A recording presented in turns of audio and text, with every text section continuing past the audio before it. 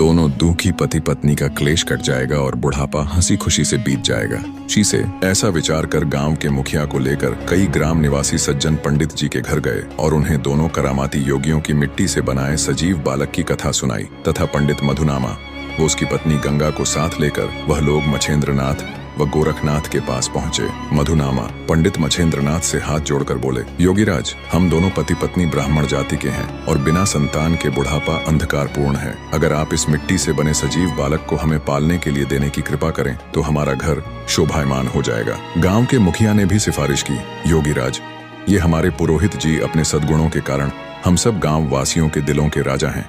इनके घर किसी बात की कमी नहीं है। ये सिर्फ संतान दुख से दुखी है।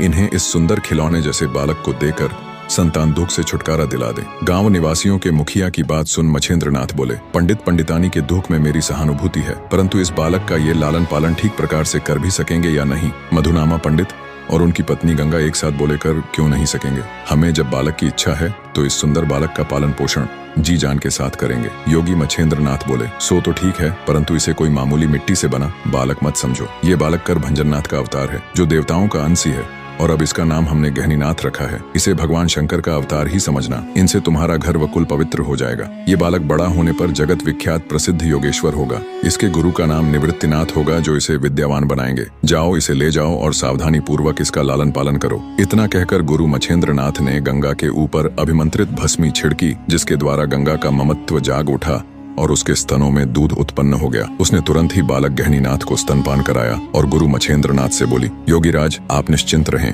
इस बालक का लालन पालन मैं अपने उदर से पैदा हुए शिशु के समान लाड़ प्यार से करूंगी। आप चिंता न करें। पंडितानी गंगा की बात सुनकर मछेंद्रनाथ बोले, चिंता तो हमें रत्ती भर भी नहीं है। लो, अब इस बालक को संभालो। संभव हुआ तो 12 वर्ष उपरांत पुनः लौटने पर इसे उपदेश देंगे। इतनी बात कहकर दोनों योगी वहां से चल पड़े। गांव वासियों ने सम्मान पूर्वक उन्हें विदा किया और उनके चले जाने पर सबके चेहरे गमगीन नजर आने लगे।